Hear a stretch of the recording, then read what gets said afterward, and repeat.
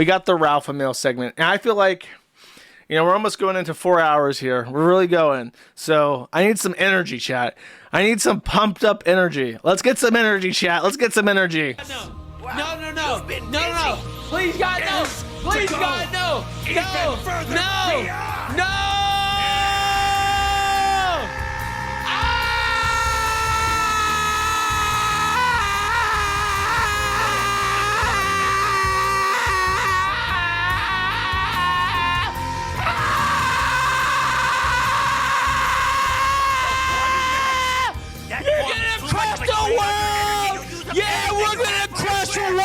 Motherfucker! Now you're gonna burn it all! Yeah, we're gonna burn it all!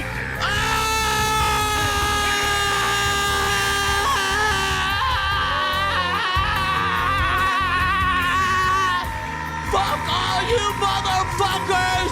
We're gonna destroy this whole fucking planet cause it's fucking worthless! That's why! Fuck you! Look at how hunched his back is, Jesus. Fuck you! Die in hell! Burn in hell! Wait, that's crazy! Every one of you His motherfuckers! Power, it's stronger than it was before!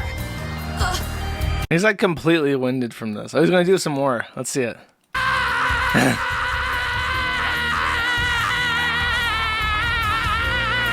I remember hearing a story, I don't know if it was this, but I think it's at this scene where the English voice actor doing the screaming like passed out or like got lightheaded and almost fainted. Ralph is not in the physical condition that guy was in. I think it was Vic Mignogna even. Could be somebody else, I don't know, I don't remember. But that guy, Ralph is not in that physical condition. So he's not able to really master this. He's just going, ah! Which anybody can do, chat. Anyways, so he screamed. He got really excited. But let's see what else he's screaming about. First of all, he did a video called the Fuck Ralph Worski Festival. The Fuck Worski Festival, I watched a little bit of. And it was a truly bewildering thing. He had this crack whore on his stream.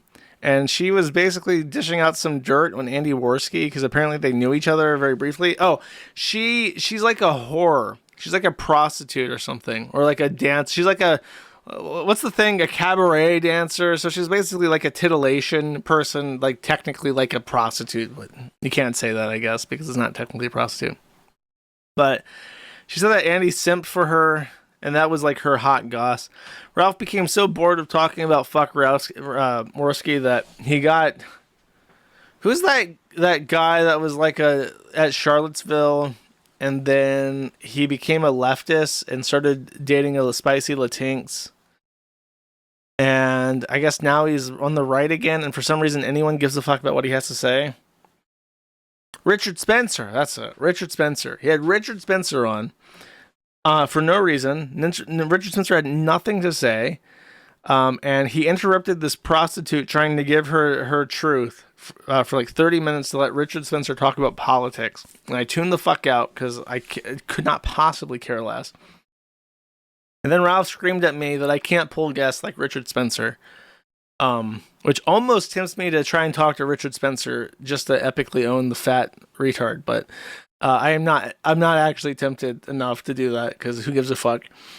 The end result of this was that, well, okay, actually, I remember why I brought up Richard Spencer, because one of the things that I remember being very awkward was that Ralph was literally doing a fuck Worski festival, and he had brought on like this trashy hoe onto his stream to diss out the goss on Andy Worski.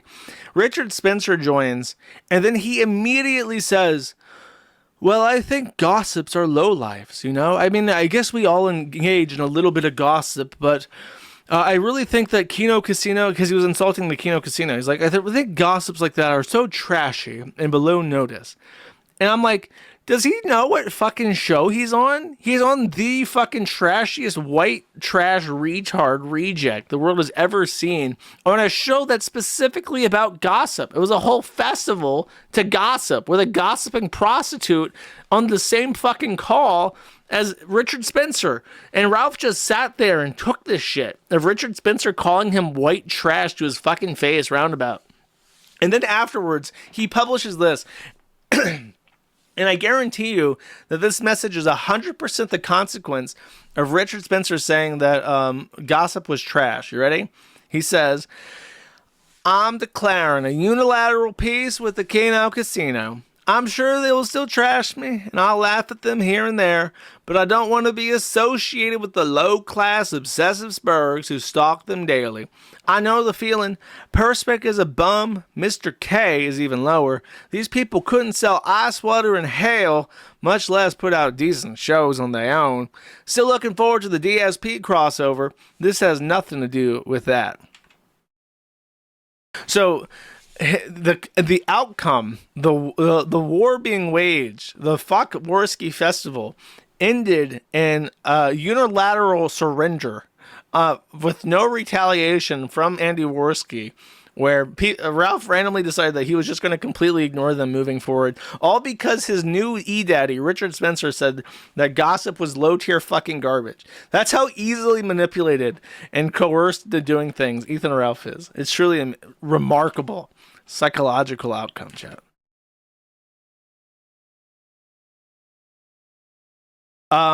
During the stream, by the way, I think, or even before it, Ralph accidentally showed his internet history, and in that internet history, he showed that he has been searching things related to STDs and gonorrhea. Dr. Alia, find a specialist. Sexual health clinic Merida. STI Dr. Merida who speaks English. Ways to handle chlamydia in Merida. And then down here, gonorrhea medicine. Amazon.com, my orders. And Dr. Alonzo, gynecologist, the clap. Andy Worski in a dress. STI doctor. STI HIV test. Gonorrhea medicine. So this guy has a leaky, gangrenous venus. The only other person I knew who had gonorrhea was Chantal's Arab boyfriend. And she said it was swole up like a golf ball and it leaked green pus. So that's what's going on with the little hoglet right now. And he's trying to get this fixed. And what's really weird about this is the timing of the information about how Ariana Vickers, Mr. Vickers' wife or ex-wife, had an STI. And it was in one of the lawsuits or something. Or no, it was in a restraining order complaint that I read, where someone was complaining that in their polycule, Ariana said that she was testing all her male friends that were fucking her for STDs, but then I guess they caught an STD. So it's like, did Ralph get chlamydia or give chlamydia to Ariana Vickers, and now there's like a Ralph male gene line lineage of gonorrhea in California right now because Ralph fucked Mr. Vickers' wife? Like that, there is a non-zero chance that that's happening. In part because, by the way, Ralph had this 3-hour-long conversation with Jesse, who does the Pod Awful podcast, which, if you don't know, is a podcast that was originally dedicated to A-logging Dick Masterson.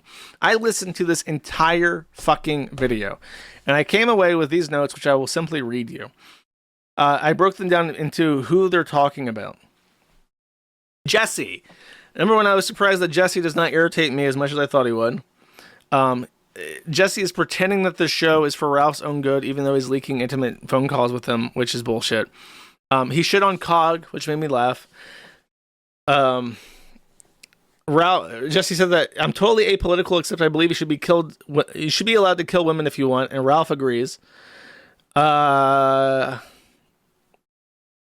gets so fucked up during this call that at the 2-hour mark, Ralph says something about Jesse, but he's talking about Jesse in the third person. And then he says, I'm talking to Jesse right now, as if he's like half asleep. He thinks he's on a live stream that he's producing. He's talking to an audience about Jesse, who he's replying to. And then he realizes in his head that he's talking to Jesse, but he's actually still kind of like out of it. And he thinks like, oh, he's on my show. And it's like, no, you're having a private phone call. So he can't even have like phone calls anymore because he's so fucked up on Xanny berries.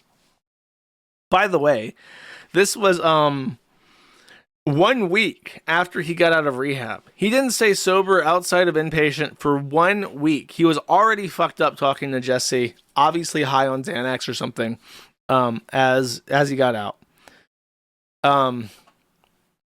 The one thing that I learned in this that I really didn't know was that when May tried to leave Mexico, she actually told Ralph that she was leaving Mexico before she left, which is in line for the horse being the dumbest fucking bitch that's ever fucking lived. So Ralph called the police, La Policia, and they showed up at the airport to try and prevent her from leaving. But Ralph was outside the country. So from the Mexican perspective, you have a woman who's leaving the country to the country that they're both citizens of, and the parent protesting this, who is a resident of Mexico, I guess they have laws preventing this, is outside the U.S. himself. So only because she waited to stick the knife in him. If she had tried to leave at any other time, I guess he could have just had her legally detained at the airport by the police. But because she waited, and this is pure dumb luck on her part, assuredly, because she waited until he was back in the United States, they had no legal reason to detain her from leaving the country herself. So she got out. But I did not know. That's a really dramatic story. That's like a fucking movie. Oh, by the way, he talks about Xander on and on, but he never even mentions Rosie. Never once. Not once in the entire 3-hour call does he ever say the name Rosie by name directly. He also admitted he was not a good husband. He complained about Dick Masterson phoning in all of his appearances. He called Vito a pedophile repeatedly, and then also had repeatedly said that Vito was not a pedophile. So as he got more intoxicated, Vito became more of a pedophile. He says that he's done cocaine with Marie, who is Dick's long-term girlfriend, never wife. He says that when they did a event together, Mersch got paid $1,000 and Ralph got paid nothing, which made him very jealous and very angry to this day. He says that Dick always keeps them at arm's length and they never have real conversations. He never lets his guard down. Dick struck down a bunch of videos that made him look like a pedophile. I don't actually know what that's about, but apparently he did. Jesse basically called Ralph a fat retard and said that Vito was Ralph's fat retard replacement once Ralph lost weight, which is a dumb theory, to be quite honest, but it was kind of funny that he said that to his face. Ralph brought up a theory that Vito is Marie's child's real father, which I've never heard before, and he brought it up, and he seems to know them, so who knows at this point. Maybe he really is fucking Ariana, and also Vito is the father. Can't wait for that kid to be born. Ralph says that he's more entertaining than Dick and says that he's better than those people, and I kind of agree that he's more entertaining, though better is very subjective. Ralph says that he's seen Marie's pussy, and I think that's because she used to be a cam girl, but those videos were scrubbed. I've never seen any nudes of her. So Jesse, this was a very interesting part. Jesse compared Dick to iDubbbz and said that Dick is with a cam girl, so therefore he's a cuckold in the same way that iDubbbz being married to an OnlyFans prostitute like Aniza is a cuckold. Ralph agrees with him, but then very interestingly, he disagrees that this is a bad thing. So he takes this weird straddle where it's like, yeah, I can kind of see the logic of that, but who cares? And it's like, buddy, are you okay? Honestly, I think that if we ever really know the degeneracy that Ralph gets up to when the stream is off, like, we only see what we see. But I bet you he keeps a lot of shit under wraps. Let's see. Oh, and then the real, like, meat of it, I guess, was that the reason why Dick and Ralph kind of split is that when Ralph was up there and the horse absconded and he was going to see Xander, he wanted to die. He was thinking of killing himself. And he told Dick Masterson this. So imagine how awkward this is for Dick. You have this fat retard sleeping on your couch. And Ralph was said that Marie and Dick were even arguing about him being there, apparently. Well, in earshot of him. You have this fat retard fucked up on pills and alcohol at your house, lounging there. And he's telling you that he wants to die. He wants to kill himself. And he had like this like pity where it's like, if I kick him out, he might just kill himself. That would be a bad look. So put him in this really awkward position. And then he says the only reason why I didn't kill myself is that I saw my son, Xander. Not Rosie, of course. Where the fuck Rosie? Nobody cares about Rosie. Xander, my handsome boy. And what really hurt him was that the day after, when Dick did his usual stream with Vito, he talked about how fucked up Ralph was, and he said that really hurt my feelings. That my friends would go out there and say what a drunk piece of shit I am after I just told him I wanted to kill myself, and that was the straw that broke the pig's back, so to speak. And then that was that. That was the end of it. God, there's so much more. I will sum this up in a sentence to get over this.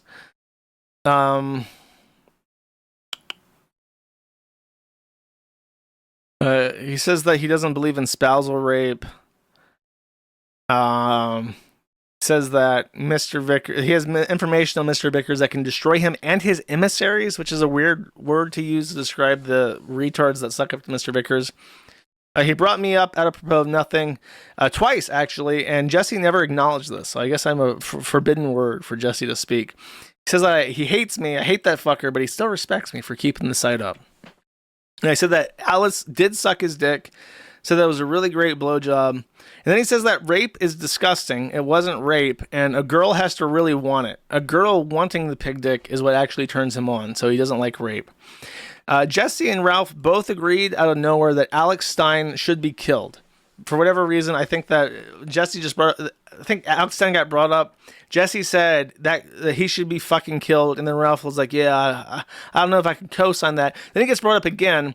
Jesse reiterates that Alex Stein should die. And then Ralph was like, yeah, probably. Like something like that. So the Alex Stein question, there's no dispute. He's got to die, according to them. And then the big section that I skipped over, anal. In this 3-hour-long call, at least 45 minutes of it is detailed to the absolute love that Ethan Ralph has for all things related to the asshole. He says that he loves to stick his thread, or his finger, in the asshole of women that he's fucking, because apparently, according to him, the butthole spasms of a female orgasm are undeniable. He knows for sure they're not faking it if the butthole starts spasming. So he likes to feel that directly. He also said he loves eating ass. And more importantly, he loves having his ass eaten. And he said that May, the horse, has sucked his asshole, and that gave him the most mind-blowing orgasm he's ever had in his entire life. And then, at some point, Jesse says a trigger word, and everything I just mentioned and more is repeated in full a second fucking time, as if he completely forgot that he just went over all of this. And by the end of this, what actually ends the conversation is that Ralph is off the topic of ass for once. Jesse says something, and then he starts talking about ass again, and Jesse's just like, bro, I gotta go. And then he hangs up the call. But Ralph was about getting ready for round 3, where he was about to gush over how much he loved asshole. So that's the situation. That was the Ralph call. And then finally, one really bizarre update. So, speaking of thumbs up asses, when Ethan Ralph was thumbing the ass of his, of the girl that he helped pick out a prom dress for, Faith Vickers, the mother of Xanda, his only child that he really cares about. When the gun tape was released, it was not just published to the internet. It was not just posted on some website. It was sent to somebody. It was sent to somebody called a halfway crook. A halfway crook. Too many crooks. Too many crooks. A halfway crook was the Mexican boyfriend and lover of Faith. And he hated Ethan Ralph. And a halfway crook, he was like a leftist anti-fan of the Ralph retort. And because Ethan Ralph reminded Faith of her deadbeat loser father, fat retard father, and because her boyfriend she was trying to spite hated Ethan Ralph, that was literally the entire MO, the entire reason why she started flirting with Ethan Ralph and flew all the way across the country to get impregnated and put into a psych ward by him, was because of these two forces, spiting these two people. And when Ralph had this tape and Faith was gone, he sent a halfway crook the footage of him fucking his girlfriend. That was why it was revenge pornography. He was trying to cause emotional distress to this person that he had cucked. And now, many years later, a halfway crook, and the only update I've ever had for him, has announced to the public that he is pruning out. Faith's ex-boyfriend, who took her to Disneyland and fingered her at Disneyland, is now identifying as a woman. So this is the consequence of being cucked by the alpha male. Your entire life is fucking over. So I've wanted to do a thing, and every time I talk about it with somebody, they always say that it's a bad idea. So what I want to do is I want to take the movie franchise Saw, and if you don't know, it's really convoluted, and there is he replies to this. It's down here. Actually, there it is. That's him, Faith's ex-boyfriend. And this is him now. Showing off the world. He's got a dildo strapped to his head and he's smoking weed and he's a kawaii little small bean. Ooh. That is the danger of getting Oh yeah, I've been corrected by the chat. The Disneyland finger banger is not a halfway crook. I apologize. I did not mean to get this wrong. Oh, the Disneyland diddler is the current boyfriend and stepfather to Xanda. A halfway crook was just the simp beta orbiter that got super mega cooked. Okay. He was like an online boyfriend that got big. Okay, I got you. Sorry, I did not mean to imply that. This is why he was so down bad. He simped for this lady. He simped for her and he was like, please let me drive up and get just a crumb. Just a crumb. And she said, okay, I'll fly out. But then she flew out to the gunts and she got gunted and impregnated and put into a psych ward. That is the kind of emotional trauma that no one can stand, chat. That's what breaks you. And my voice is cracking because I've been talking for 4 hours straight. I don't know what you want from me. I'm done.